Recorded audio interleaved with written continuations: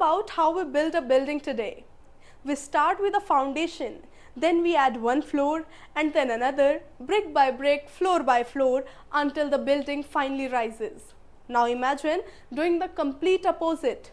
What if instead of building a temple upwards, you started at the top of a mountain and carved your way downwards?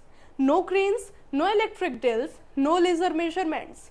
Just stones, metal tools, human hands, and an incredible amount of patience.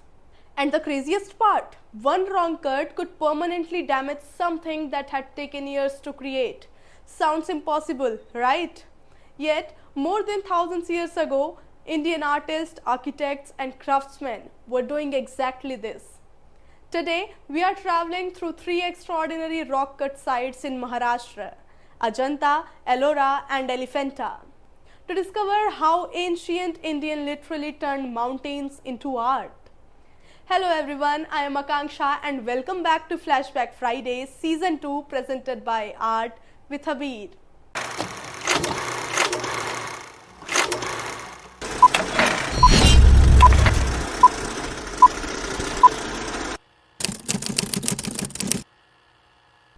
So let's go back in time. Our first stop is Ajanta. Hidden inside a dramatic horseshoe-shaped gorge in Maharashtra, Ajanta is a home to 30 rock-cut Buddhist caves, created over several centuries from around the 2nd century BCE to the 5th century CE. But Ajanta isn't simply a collection of caves, it is almost like an ancient visual archive. Inside these dark stone spaces, artists created sculptures, architecture, and some of the finest surviving paintings of ancient India. Many of these paintings depict scenes from the Jataka tales, which are stories about the Buddhists' previous lives. And look closely at them. You don't just see religious figures. You see kings and queens, musicians, dancers, travelers, animals, jewelry, architecture, and everyday life. In other words, Ajanta gives us a glimpse of how people imagined and represented the world more than 1,000 years ago. But here's where things get even more fascinating. These paintings were created inside caves where there were very little natural light. So how did artists actually paint? They had to work with limited illumination using light reflected into the caves, while carefully preparing the rock surface before applying layers of colors. And the colors themselves came largely from natural materials, including minerals, earth pigments, and other organic sources. What makes Ajanta remarkable is not simply that these paintings survived. It is how they still communicate. The expressions, gestures, clothing, and compositions make these centuries-old paintings feel surprisingly alive. And that's what makes Ajanta special. But what happens when artists stop painting on a mountain and decide to turn the mountains itself into the artwork? That's where our second stop takes us. Around 100 kilometers away, we reach Ellora. And if Ajanta shows us the power of painting and storytelling, Ellora shows us something else entirely. The extraordinary ambition of rock-cut architecture. Ellora has 34 major caves created between roughly the 6th and 10th century CE. And one of the most remarkable things about the site is its diversity. Here Buddhist, Hindu and Jain monuments exist within the same larger complex. Different religious traditions, different architectural ideas, yet carved into the same landscape. But among all these monuments, one structure completely steals the show. This temple wasn't constructed by stacking stones on top of one another. It was carved out of a single mass of volcanic rock. Think about that. Instead of adding material to create a temple, the craftsmen had to remove material until the temple appeared. They essentially transformed a mountain into architecture.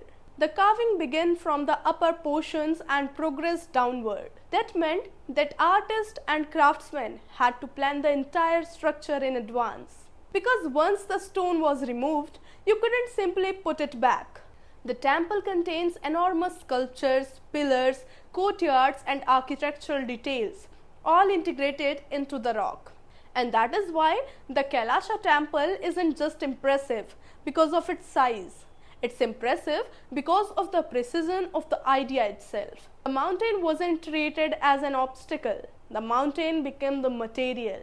But our journey isn't over, because our final destination isn't hidden inside a mountain valley. It is sitting on an island in the Arabian Sea. Just off the coast of Mumbai lies Gharapuri Island, better known today as the Elephanta Caves. The caves were primarily developed between the 5th century and 7th century CE, and the complex spatially famous for its monumental representation of Shiva. But even reaching the caves feels like part of the experience. You travel across the water, arrive on the island, and then move into a world of dark stone halls and enormous sculptures. And inside is one of the most iconic images in the Indian art history. So what connects Ajanta, Ellora and Elephanta? At first glance, they seem completely different. Ajanta is famous for its paintings, Ellora for its monumental architecture, Elephanta for its powerful sculpture. But look at a little closer, all three reveal the same incredible idea. In ancient India, art wasn't always merely an addition to a building. Sometimes, the building itself was the artwork.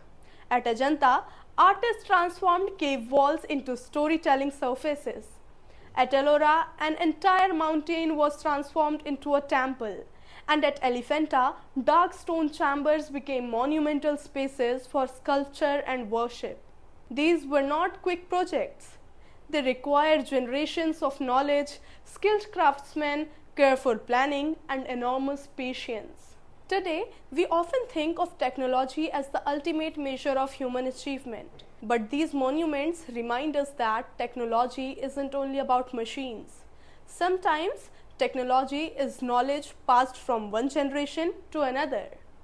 It is an understanding stone, understanding space, understanding light, and understanding geometry, and knowing exactly where to make the next cut. So today, Ajanta, Ellora and Elephanta are recognized as UNESCO World Heritage Sites. If you enjoyed this journey through India's incredible artistic past, don't forget to like, share and subscribe to Art with Abir. I am Akanksha and this was Flashback Friday Season 2 with Art with Abir. I'll see you next Friday with another story from the world of art, history and architecture.